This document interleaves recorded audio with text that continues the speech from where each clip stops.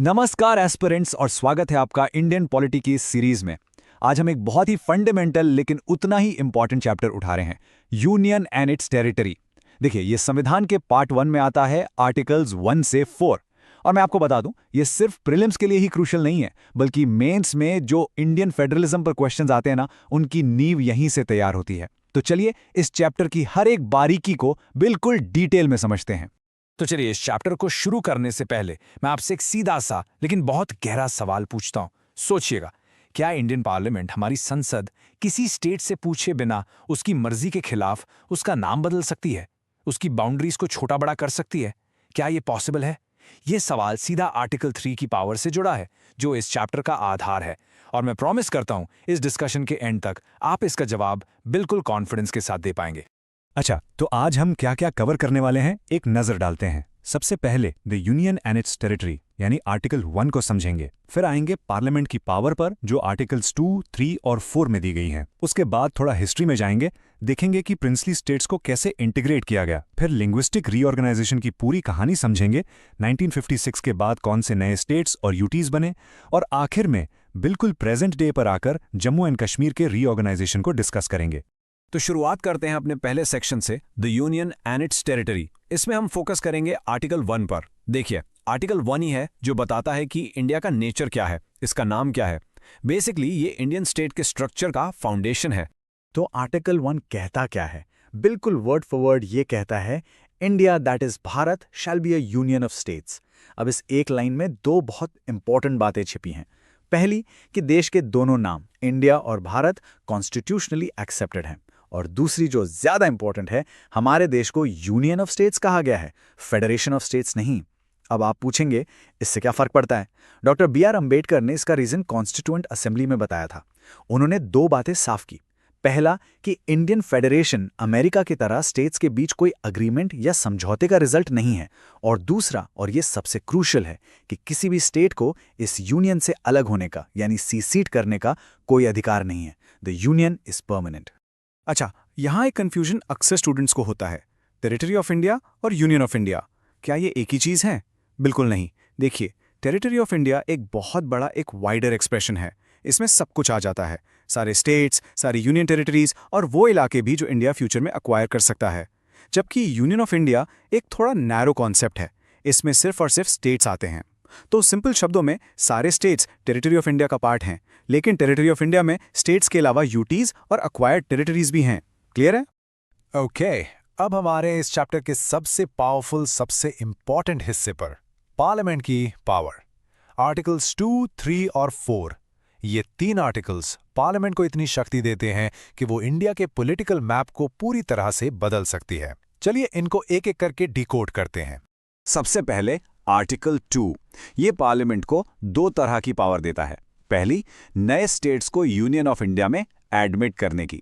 ये उन स्टेट्स के लिए है जो पहले से एग्जिस्ट करते हैं, बस इंडिया का पार्ट बन रहे हैं। और दूसरी पावर है नए स्टेट्स को एस्टैब्लिश करने की, यानी ऐसे स्टेट्स बनाना जो पहले से थे ही नहीं। अब आते हैं आर्टिकल 3 पर। आर्टिकल 3 एग्जिस्टिंग स्टेट्स के इंटरनल रीएडजस्टमेंट से डील करता है। इसके अंडर पार्लियामेंट क्या क्या कर सकती है, सुनिए। एक नया स्टेट बना सकती है, किसी स्टेट का एरिया बढ़ा सकती है, किसी स्टेट का एरिया घटा सकती है, उसकी बाउंड्रीज को ऑल्टर कर सकती है, और यहां तक कि किसी स्टेट का नाम भी बदल सकती है। सोच लीजिए कितनी एक्सटेंसिव पावर है ये। तो सवाल उठता है कि आर्टिकल 3 के अंदर ये बदलाव होते कैसे हैं? इसको एक सेट प्रोसीजर है। स्टेप 1, ऐसा कोई भी बिल पार्लियामेंट में तभी लाया जा सकता है जब प्रेसिडेंट की प्रायर रिकमेंडेशन मिल जाए। पहले प्रेसिडेंट की हाँ जरूरी है। स्टेप 2, रिकमेंडेशन देने से पहले प्रेसिडेंट उस बिल को उस स्टेट लेजिस्लेचर के पास भेजते हैं जिसके ऊपर असर पड़ने वाला है, उनके व्यूज जानने के लिए। स्टेप 3, स्टेट को अपने व्यूज एक फिक्स टाइम पीरियड के अंदर देने होते हैं। और अब आता है सबसे इंपॉर्टेंट, सबसे deciding factor, step 4, state legislature ने जो भी व्यूज दिए हैं वो पार्लियामेंट या प्रेसिडेंट पर बाइंडिंग नहीं है। उनकी बात मानना या ना मानना पूरी तरह से पार्लियामेंट के ऊपर है। ये जो पूरी व्यवस्था है ना, इसको एक लाइन में बहुत खूबसूरती से समझाया जाता है। ये कोड याद रखिएगा, India is an indestructible union of destructible states. इसका मतलब क्या है? इनडिस्ट्रक्टिबल यूनियन मतलब यूनियन को, देश को तोड़ा नहीं जा सकता, कोई स्टेट अलग नहीं हो सकता। लेकिन डिस्ट्रक्टिबल स्टेट्स मतलब पार्लियामेंट स्टेट्स को डिस्ट्रॉय कर सकती है, उनकी बाउंड्रीज, उनका नाम बदल सकती है, इसलिए स्टेट्स डिस्ट्रक्टिबल हैं। ये यूएसए से बिल्कुल उल्टा है। यूएसए के लिए कहते हैं an indestructible union of indestructible states. वहां ना यूनियन टूट सकता है और ना ही स्टेट्स की बाउंड्रीज को उनकी मर्जी के बिना बदला जा सकता है। तो हमने आर्टिकल 2 और 3 देख लिया। अब आर्टिकल 4 क्या कहता है? ये एक तरह से प्रोसीजर को आसान बनाता है।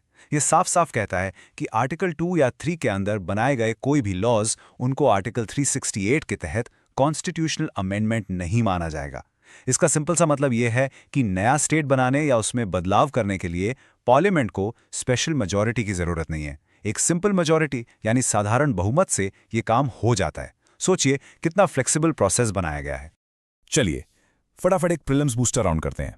जो भी हमने अभी तक पढ़ा उसके की पॉइंट्स। पॉइंट 1, की टर्म याद रखिए, indestructible union of destructible states. Exam में इसके वर्ड्स आगे पीछे कर सकते हैं। पॉइंट 2, आर्टिकल 3 के बिल के लिए प्रेसिडेंट की प्रायर रिकमेंडेशन जरूरी है। ये प्रायर वर्ड एमसीक्यू का ट्रैप है। पॉइंट 3, स्टेट लेजिस्लेचर के व्यूज पार्लियामेंट पर बाइंडिंग नहीं है। ये मेंस के लिए भी गोल्ड पॉइंट है। और पॉइंट 4, ये सारे चेंजेस सिंपल मेजॉरिटी से होते हैं, आर्टिकल 368 की स्पेशल मेजॉरिटी से नहीं। ये सभी डायरेक्ट एमसीक्यू क्वेश्चंस हैं। तो ये तो हुई कॉन्स्टिट्यूशनल प्रोविजंस की बात। अब थोड़ा हिस्ट्री में चलते हैं और देखते हैं कि ये स्टेट्स बने कैसे। जब देश आज़ाद हुआ तो इंडिया 2 हिस्सों में था। एक था ब्रिटिश इंडिया और दूसरा प्रिंसली स्टेट्स यानी देसी रियासतें। और इन सारी रियासतों को एक करके भारत बनाना एक बहुत बड़ा चैलेंज था। आप अंदाजा लगाइए, उस वक्त इंडिया की ज्योग्राफिकल बाउंड्रीज के अंदर ऐसी 552 रियासतें थी, छोटी बड़ी अलग अलग। सरदार वल्लभ भाई पटेल के लीडरशिप में इनमें से 549 ने तो आसानी से इंडिया में जुड़ना स्वीकार कर लिया, लेकिन 3 रियासतें थीं जिन्होंने आनाकानी की। ये 3 थे हैदराबाद, जूनागढ़ और कश्मीर। इनको कैसे इंटीग्रेट किया गया? हैदराबाद को पुलिस एक्शन के जरिए, जिसे ऑपरेशन पोलो भी कहते हैं। जूनागढ़ में हुआ रेफरेंडम यानी जनमत संग्रह और वहां की जनता ने इंडिया के साथ आने का फैसला किया। और कश्मीर के महाराजा हरि सिंह ने इंस्ट्रूमेंट ऑफ एक्सेशन पे साइन करके कश्मीर को इंडिया का हिस्सा बनाया। तो चलिए, सब रियासतें तो इंडिया का हिस्सा बन गईं, लेकिन अब एक नई डिमांड जोर पकड़ने लगी कि स्टेट्स को लैंग्वेज के बेसिस पर रीऑर्गेनाइज किया जाना चाहिए, भाषा के आधार पर राज्यों का पुनर्गठन। ये एक बहुत ही सेंसिटिव और कॉन्ट्रोवर्शियल इशू था उस वक्त। इस डिमांड को एग्जामिन करने के लिए एक के बाद एक कमीशंस बनाए गए। सबसे पहले 1948 में आई धार कमीशन। इसने कहा कि लैंग्वेज नहीं बल्कि एडमिनिस्ट्रेटिव कन्वीनियंस यानी प्रशासनिक सुविधा बेसिस होनी चाहिए। इससे लोग बहुत नाराज हुए।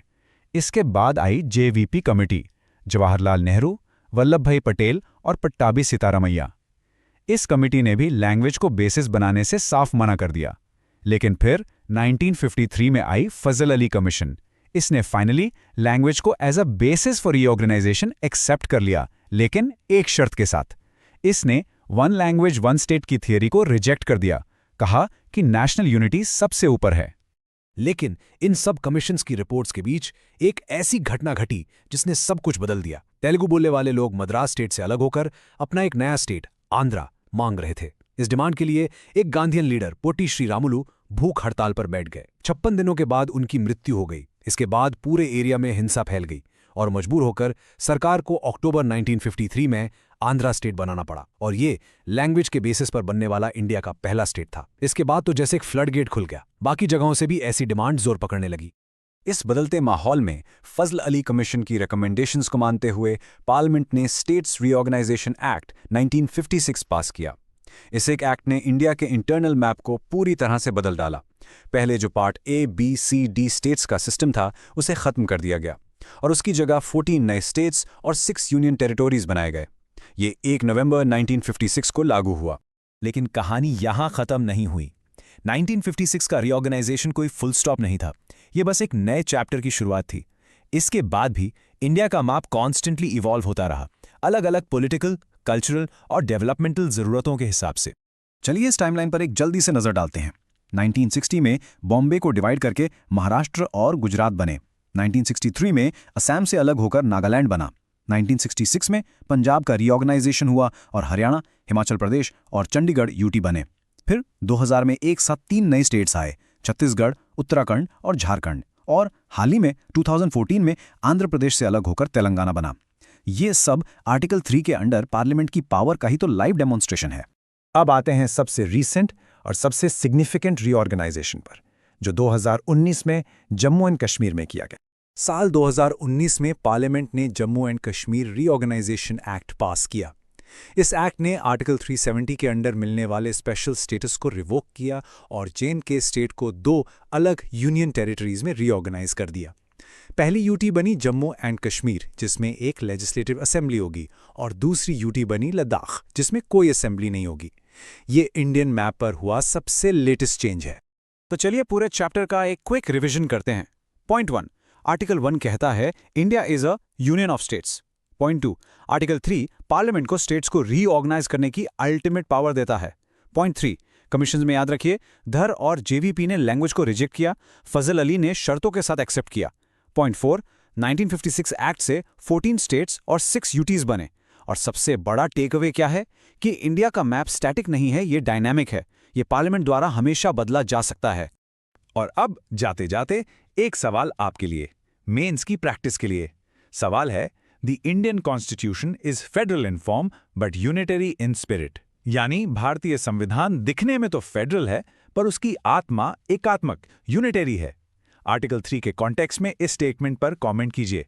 इस पर सोचिए कि कैसे आर्टिकल 3 में दी गई पार्लियामेंट की पावर इंडियन फेडरलिज्म के यूनिटरी बायस को दिखाती है। इस पर एक अच्छा सा आंसर फ्रेम करने की कोशिश कीजिए। मिलते हैं अगले एक्सप्लेनर में। जय हिंद।